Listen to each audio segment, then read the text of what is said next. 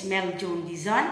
I am Rochelle Damansing with my group mates Jeremy Lubguban, Marilee Giselle, and Elome Silio. And this is our oral performance.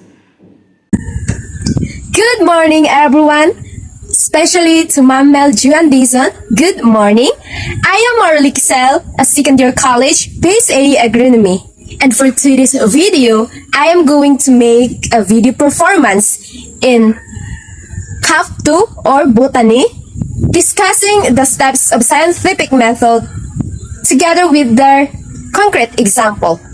So join me as I start.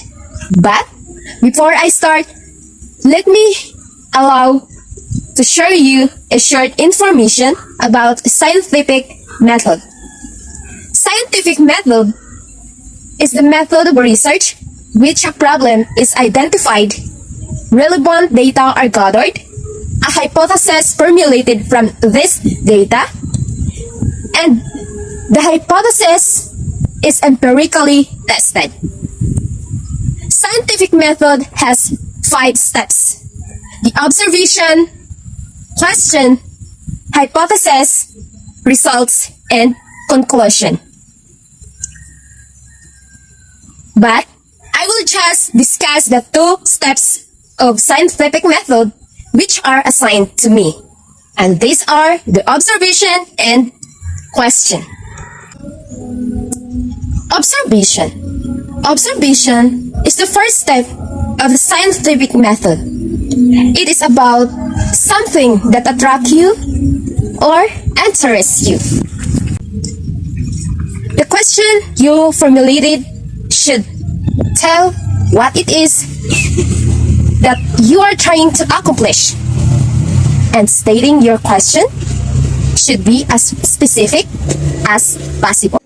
A hypothesis is an idea that is suggested as an explanation for a natural event, a particular experience, or a specific condition that can be tested through definable experimentation.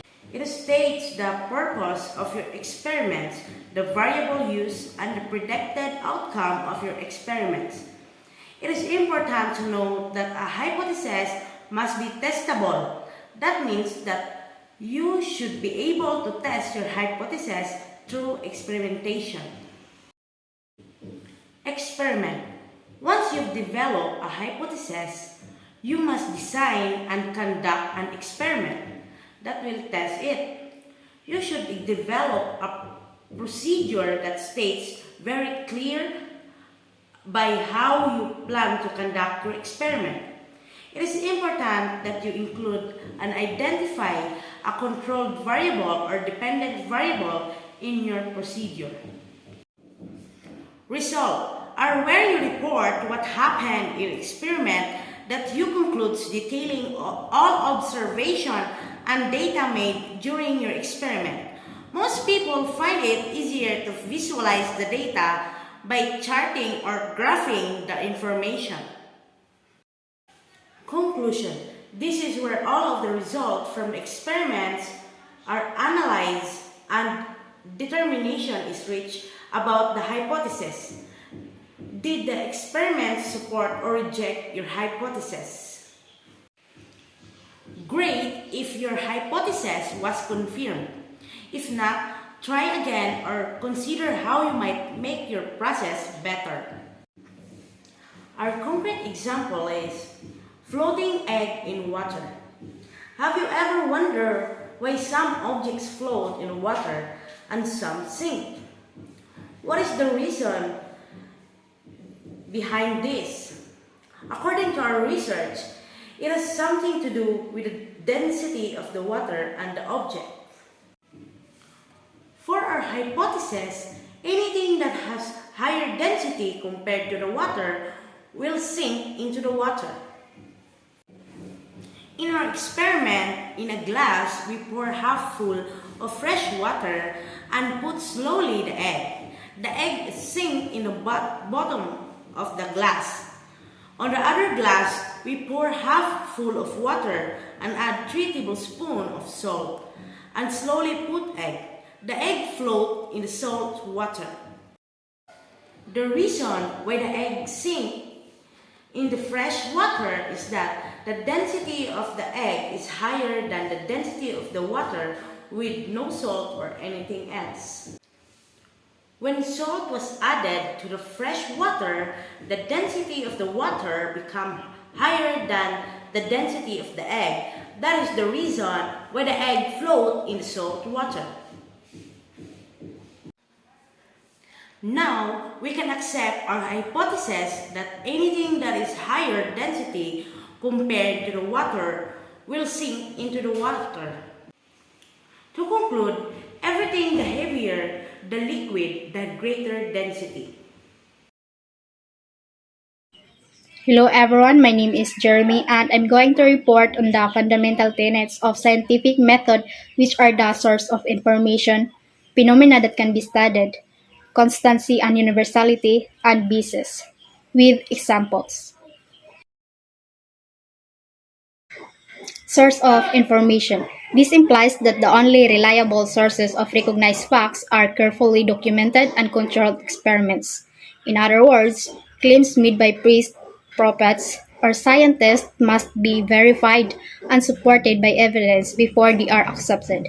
For example, someone who's a famous scientist claims that there's a certain way how to treat such viruses. Even if he's a respected person, his claim is not accepted if it is not verified and supported by evidence. Phenomena that can be studied. This implies that only tangible phenomena and objects like heat, plants, minerals, and weather are studied. We are unable to see or feel magnetism or neutrons, but the equipment is invented to be able to detect them reliably. If something cannot be observed, it cannot be studied. For example, no reliable device has ever been able to detect ghosts. Even if we cannot see or feel them, if ghosts are real, they must be intangible and difficult to observe. Constancy and universality. Over time and in all places, the physical forces that control the world remain constant. The laws of gravity have not changed over time and water will always be made up of hydrogen and oxygen. The forces remain constant even though the earth itself changes. Mountains erode, rivers change their path, and vegetation develops. This tenet allows us to plan future experimentation and predict what the outcome should be. For example, if someone claims that a new drug effectively treats a particular condition, this claim must give the same outcomes when tested or verified. If not, then the theory was incorrect.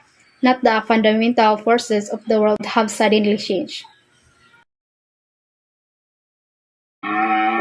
Basis.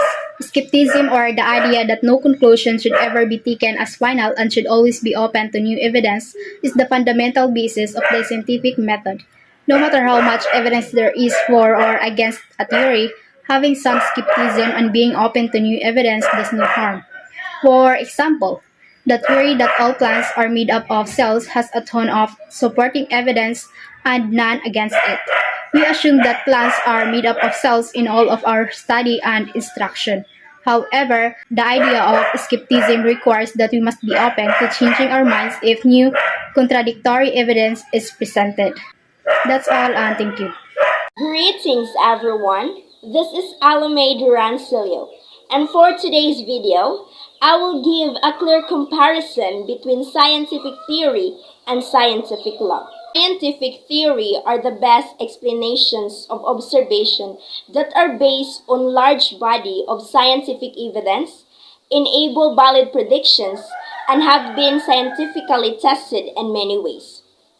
Example of scientific theory are cell theory, Dalton's atomic theory, Darwin's theory of evolution by natural selection, and Einstein's theory of relativity.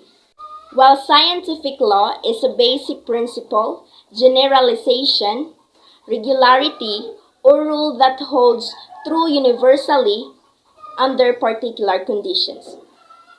Laws are developed mathematically to explain and predict individual occurrences or instances.